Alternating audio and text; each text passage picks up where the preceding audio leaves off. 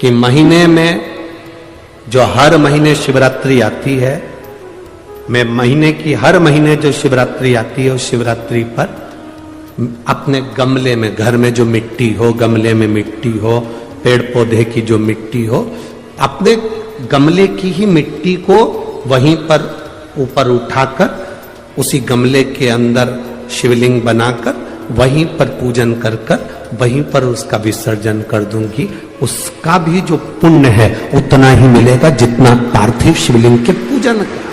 कोई नियम बना लो कि 1 महीने में एक बार मुझे पार्थिव बनाना, कोई नियम बना लो मैं 3 महीने में एक बार पार्थिव बनाऊंगी, कोई नियम बनाओ कि मैं 6 महीने में एक बार पार्थिव बनाऊंगी, कोई नियम बना लो कि मैं साल भर में एक बार जो सावन के महीने में शिवरात्रि आती है, जैसा आप लोग सब ऑनलाइन बनाते ही हो, पार्थिव का निर्माण करो। एक संकल्प अपने भीतर, संकल्प का फल बाबा क्या देगा यह आपको बाद मालूम पड़ेगा। वो क्या देगा आपको वो बात मालूम पड़ेगा। जब हम संकल्प ले लेते हैं तो पूर्ण वो करता है और उसका फल भी बहुत देता है। अगर ये संकल्प नहीं ले सकते तो दूसरा संकल्प लो। महीने में एक बार बेलपत्री के वृक्ष के नीचे जाऊंगी और बेलपत्री के वृक्ष के नीचे जल चढ़ाकर आऊंगी, जिससे बेलपत्र के वृक्ष की छांव मेरे मस्तक पर पड़े। कहते हैं एक बेलपत्र के वृक्ष में 33 कोटि देवी देवताओं का निवास होता है। जब एक बेलपत्र के वृक्ष के नीचे हम जाते हैं तो ये समझ लें कि 33 कोटि देवी देवताओं की छत्र छाया में हम पहुंच गए। 33 कोटि देवी देवताओं की छत्र छाया में हम पहुंचे। ये भाव अपने भीतर प्रकट करो। 33 कोटि देवताओं के आशीर्वाद हमको मिल रहा है, उनकी छत्र छाया में हम पहुंचे, उनका आशीर्वाद हमको प्राप्त हो रहा है। एक संकल्प अपने भीतर होना चाहिए।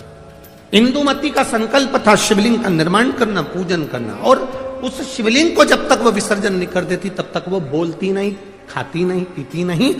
और कोई बीच में आकर अगर मान लो किसी सेना ने आक्रमण भी कर लिया तो उसको शस्त्र से लड़ने की जरूरत नहीं पड़ती थी।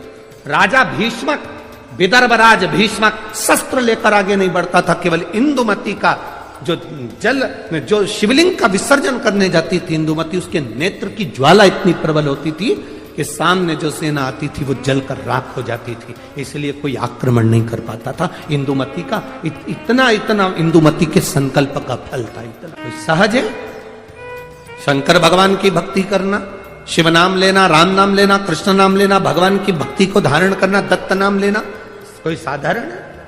आप जिस भाव से भगवान की भक्ति कर रहे हैं वो भगवान की भक्ति भगवान स्वीकार करता है। केवल मृत्यु लोक में बैठकर भगवान का नाम लेना और उस तक पहुंचना। आजकल के नवयुवक लड़के बहुत सारे प्रश्न करते हैं। नवयुवक लड़कों को जान दो, बहुत सारे ऐसे भी आते हैं मीडिया में भी कि ऐसे ऐसे प्रश्न करते हैं कि लगता है अपने को कि क्या प्रश्न करा। अभी यहाँ कथा थी धुलिया में, तो एक मीडिया वाले ने प्रश्न किया कि आप लोग सनातन धर्म की ध्वजा लेकर आगे चलते हो, कहते हो दिया लगाओ, अगरबत्ती लगाओ, भगवान की पूजन करो, मंदिर जाओ, 1 लोटा जल चढ़ाओ, भगवान शंकर का नाम लो, क्या भगवान को मालूम पड़ता है किसने नाम लिया? क्या उसको प्राप्त होता है? हमने धुलिया की कथा में एक बात कही थी कि आपके यहां केले का पेड़ लगा है, ठीक है? अरे बोलो तो जमते, ठीक है? केले के पेड़ को पानी देना है, इसमें केला लगाना है, तो एक एक पत्ती को पकड़कर पानी दोगे क्या? पानी कहां दोगे? नीचे जड़ में। तुमने जड़ में पानी दिया, केले की पत्ती में आखिरी सिरे तक वो पानी पहुंच गया और पत्ती गीली हो गई। एक एक फल में वो पानी पहुंच गया, उसके तने में पानी पहुंच गया, केले की एक एक पत्ती में पानी पहुंच गया, उसकी जड़ में पानी दिया और वो ऊपर तक पहुंच जाता है। उसी तरह जब हम नीचे देवादिदेव महादेव को इस मृत्यु लोक में जल चढ़ाते हैं तो वो 33 कोटि देवताओं तक पहुंच जाता है। एक एक पत्ती को हम पानी नहीं देंगे। जो कहते हैं राम अलग है, कृष्ण अलग है, शिव अलग है, दत्त अलग है, देवी अलग है, देवता अलग है, उनमें भेद हो सकता है।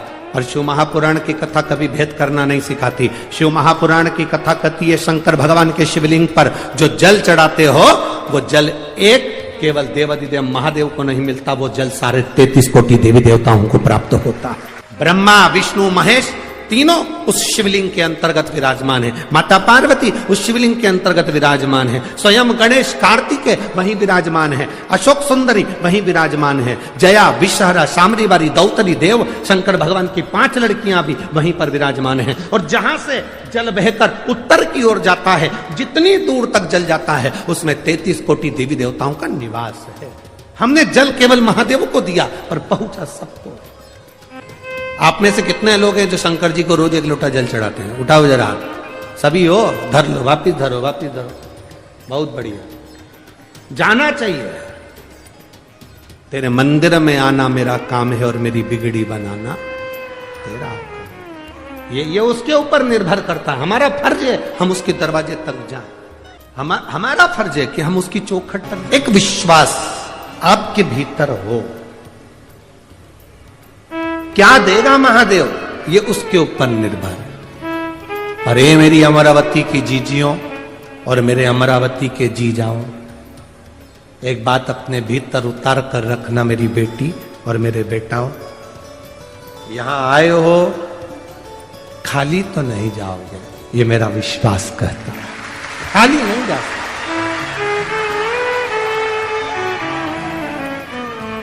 वो खाली नहीं भेज सकता। देखो पहुंचे हो ना, खाली नहीं भेज। बस जितना भरोसा, जितना विश्वास, जितनी दृढ़ता धारण कर सकते हो कर। इंदुमती जैसी विश्वास, इंदुमती जैसी दृढ़ता, इंदुमती जैसा भरोसा आपके भीतर होना चाहिए। क्या शंकर भगवान को जल चढ़ाने वाले के शरीर में तेज पुंज आ जाता है? क्यों नहीं? शंकर का मंदिर है क्या? शिव का मंदिर क्या है? शिवालय क्या है? भगवान शंकर के मंदिर में ये दरवाजे, ये ताले तो अब लगना चालू हुए। पहले शंकर जी का जो शिवलिंग होता था वो खुले में रखा होता था। कई बुजुर्ग माताएं यहां पर बैठी होंगी, बुजुर्ग भाई लोग बैठे होंगे, उनके स्मरण में होगा। तुम्हारे गांव में, खेड़े में, खेत में, जमीन पर ओटला बना होता था जिस पे शिवलिंग रखा होता था। मंदिर नहीं होता था, दरवाजे नहीं होते, खुला। अमरावती में लाइट की डीपी जो होती है ना, लाइट की डीपी,